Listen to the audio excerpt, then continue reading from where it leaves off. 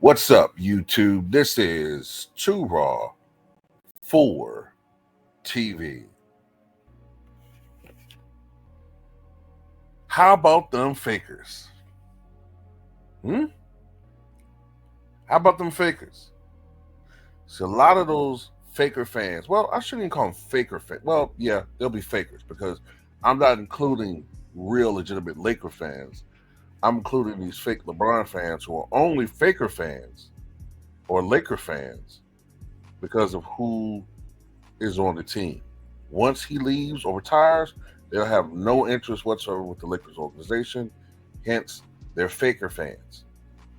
But the faker fans was cheering because they was like, oh, we about to beat OKC. They say that we can't beat a real team.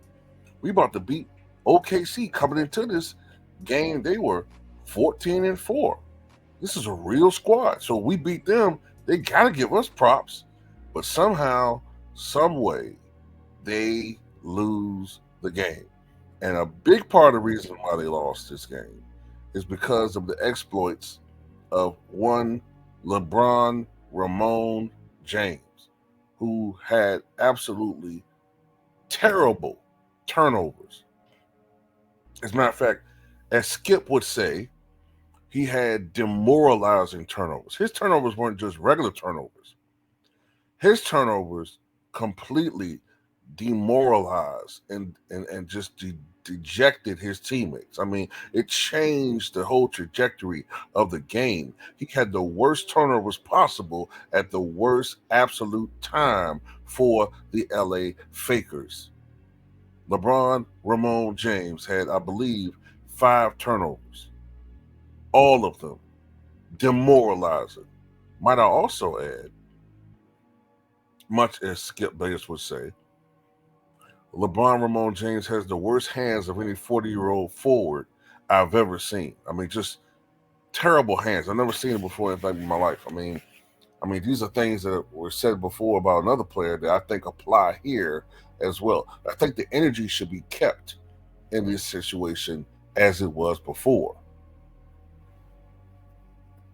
And LeBron James was desperately trying to catch, trying to pad his numbers, trying to get another triple-double. But, let's be honest, man, he did not play well at all. LeBron James had 12 points, 8 rebounds, 6 assists, 5 turnovers, a plus-minus of -12. As a matter of fact, once again, he had the worst plus-minus on the team, and I believe he has the worst plus-minus of any player on the LA Fakers, or at least the worst of any starter by far. It's not even close. By the numbers, yes, it's statistically, he can pad his stats and put up numbers. But as far as impact, the advanced metrics show that he's actually hurting the Lakers. He's hurting the Lakers and turning them into the Fakers. He's doing it by his selfish play and his lack of defense. How many times have we seen LeBron James go out there,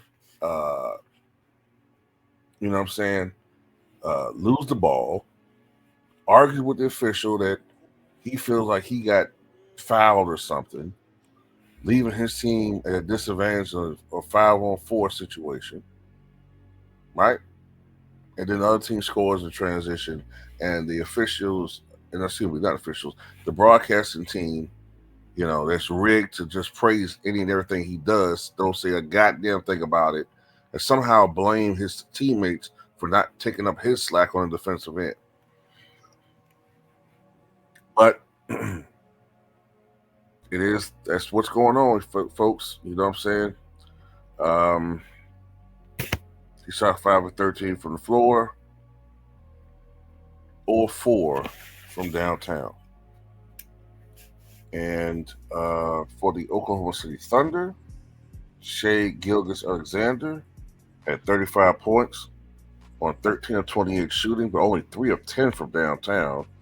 He was 7 of 8 from the line, 6 rebounds, 9 assists, 2 steals, 1 block. Isaiah Hartenstein, who, of course, came over from the Knicks. I think he was a free agent signing, but someone can correct me if I'm wrong on that one. Of course, last year he played with the Knicks. In this game, he had 11 points, 18 rebounds, 5 assists, 1 steal, 1 block, doing his best Dave DeBusschere impersonation against none other than the LA Fakers. And they did this without Chet Holmgren, ladies and gentlemen. Without Chet Holmgren, they got a big victory. They're now 15-4, and the Los Angeles Fakers are now 11-8. By the way, this is the same exact record that the Lakers had through 19 games last year under Darvin Ham. But yet there was calls as early as this portion of the year last year to have Darvin Ham fired by the you-know-who fans. Last year was such a call for Darvin Ham to be fired. But this year, all of a sudden they're preaching patience and, JJ still looks great. And even though they're losing, we can see the difference and all this bull crap. Man, at the end of the day, they suck. They sucked last year to a certain degree, but they suck even more now.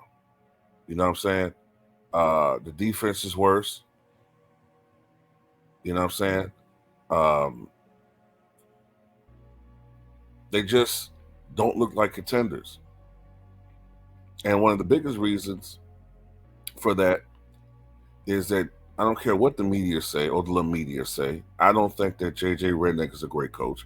And then another part of it is LeBron James, I think, is finally beginning to show his age. He's finally starting to show his age.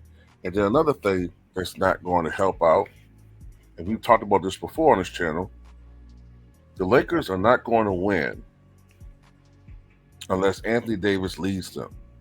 The Lakers are only going to win when Anthony Davis is the dominant force on his team.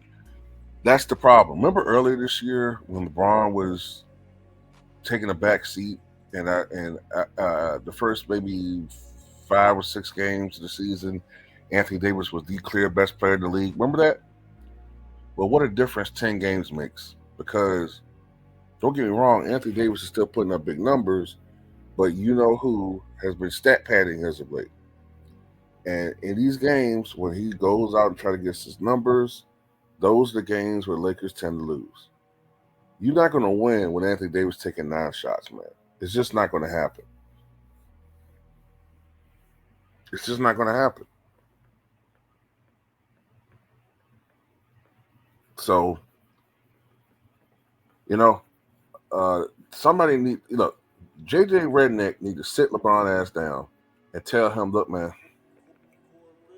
you're going to have to stop this stat pad shit, man.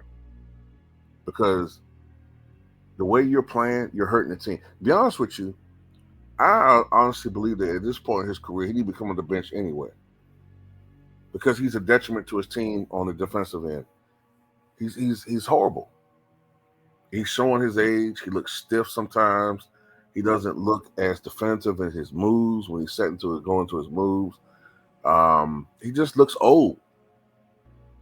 Yeah, he has flashes where he looks all right and shit at times, man. But LeBron's old, bro. He's crusty. He needs to sit his ass down and make room for a new generation of basketball players, man. It's time. It's time, man. It's time. We're all sick of him. If you getting tired of us hating on him or whatever, if you want to call it that, it's because we're tired of watching this dude, bro. It's time. Move on. It's time. And JJ Redick, you fall to 11-8 in your coaching career. Where's all this greatness? Because your record is the same as Darvin Ham. Matter of fact, Darvin Ham went undefeated in the play-in tournament last year. Your team has already lost twice in this play-in tournament.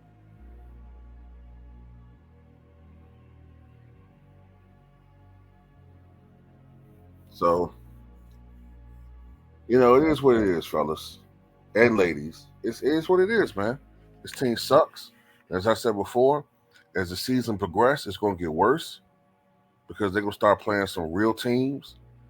And, this dude LeBron, he's busted, man. He busted.